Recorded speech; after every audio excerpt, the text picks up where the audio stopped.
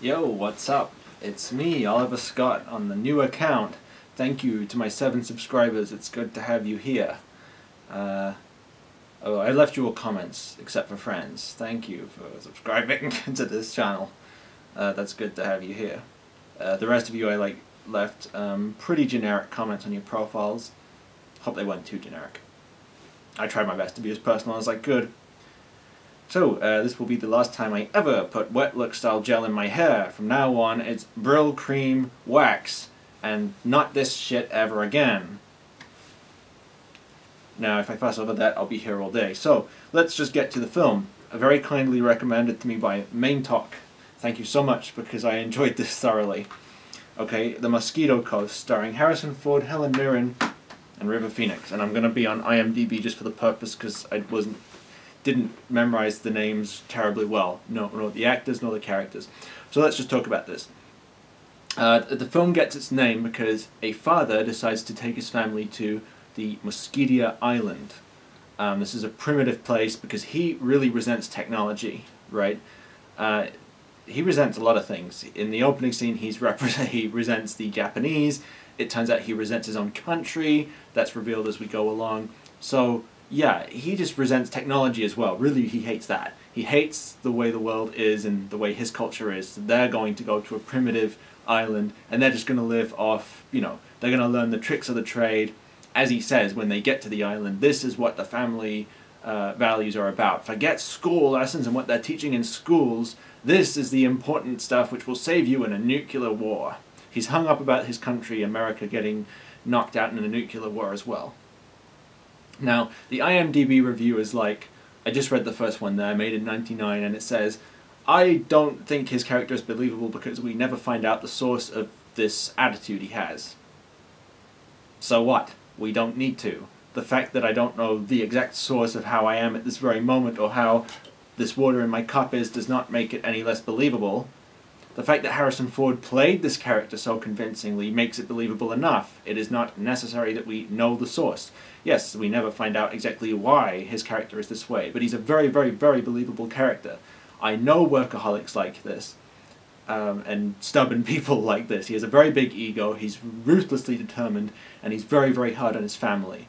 And he plays it very, very convincingly. Thus, we do not need to say, oh, it's not believable because we don't reveal exactly what made him this way. So what? As I've already said, Harrison Ford is superb in this film. Helen Mirren, she's not in it a whole lot, but when she does come into it, good grief, she shines. Wow, I mean, what a bloody actress. So good. River Phoenix as well is very nice. Jadrian Steele, his name is, who played the... oh, I forgot his character name. Excuse me.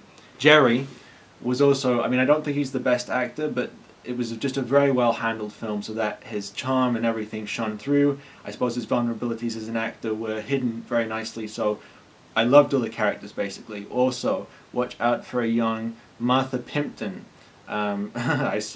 She's a good actress. She's only in it a bit, but it's interesting because I didn't recognize her at first because she's so much younger in this. She would go on to be in Eye of God. That's another film I like, but I digress. I'm gonna get into spoiler territory now, so I really highly recommend you get this film, The Mosquito Coast, and watch it.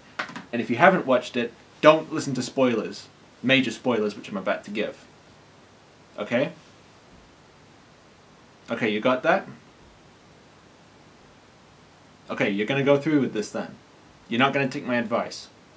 If you do watch the film, I still think you'll be able to enjoy it wholeheartedly, but I still really recommend that you watch it spoiler-free, for the most part, spoiler-free. Well, I guess you've made your decision and it's final if you're still here. And for people who have watched the film and do already know the spoilers, I'm sorry about that. I just wasted like a minute of your time.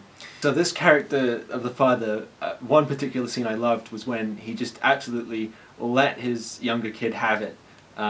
Not his youngest kid, but the Jadrian Steele, Jerry, okay, I remembered his character name. He let Jerry just have it. He just went off on this tangent, like a total dick as well. Because all Jerry said was like, oh Dad, where are we going to sleep? And then he went nuts and was like, oh, How about you sleep in the in the palace hotel there, in your king-sized bed, and would you like some quarters for the jukebox?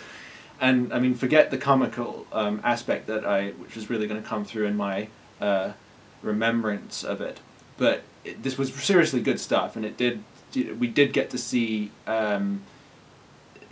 the resentment that he elicited from his family, because his family ended up hating him. So as well as his ruthless determination and heavy going, I suppose, high expectation attitude causing dissension within his family, he also is contending with this crazy missionary guy who is very kind of overplayed. I'd say he's overplayed. He's not actually. He's sort of... yeah, I can't even say the word overplayed. What can I use to describe him? He comes on strong. He's laid on thick, let's say. And this is actually very believable, because there are people actually like that from the Christian faith. You can see some of them on YouTube. So actually his character is very believable, thanks be to those nutcase people.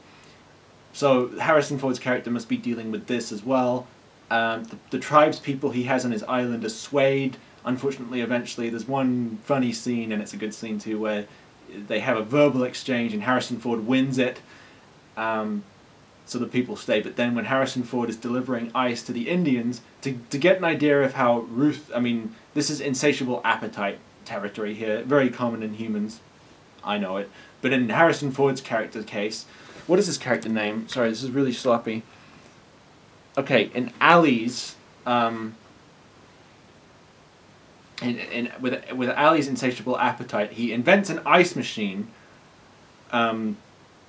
which produces ice from fire, and yet that's not enough. Quickly, he needs another thing to fulfill. A new need pops up, so they want to take ice to these new Indian people and just blow their minds. But anyway, as I was saying before, so yeah, the missionary guy, a bastard with these underlying fearful tactics, comes by, and as we hear from Helen Mirren's character, Mother, we don't know her real name then, and she's just referred to as the Mother, unless her name is really like something like Mom, but anyway, sorry.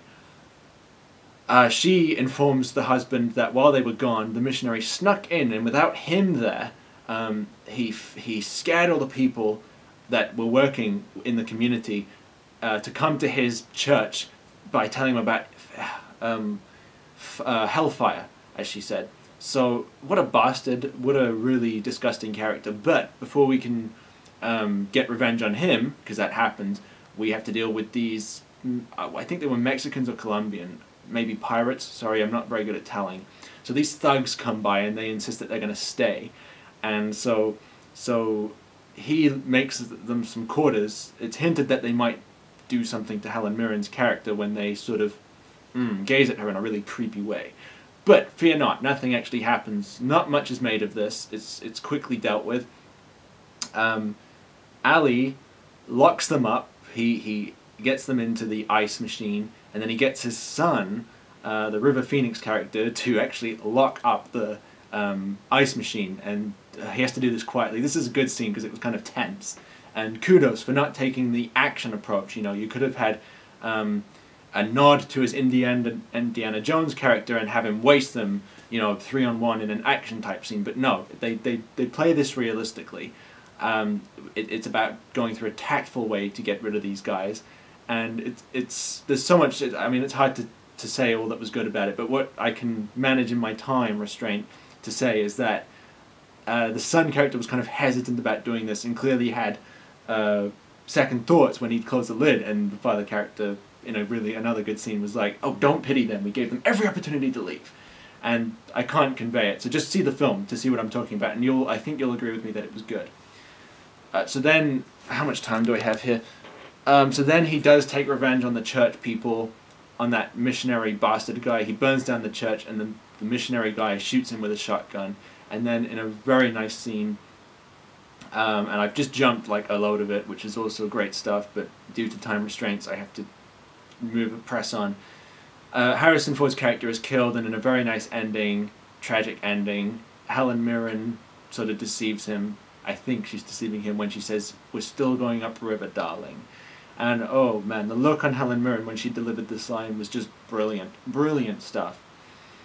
So to summarize things up here, the film has quite an element of fantasy. After all, this man does invent an ice machine.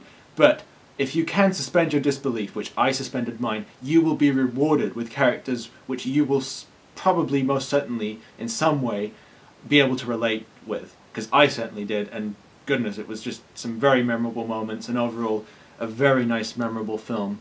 And in 30 seconds, let's just praise the music as that was going up with the end credits. Just helped me to really feel this good feeling that I'd gotten from watching this film. So, just comes with my seal of approval. I really recommend it. Join me next time when I will be reviewing Explorers.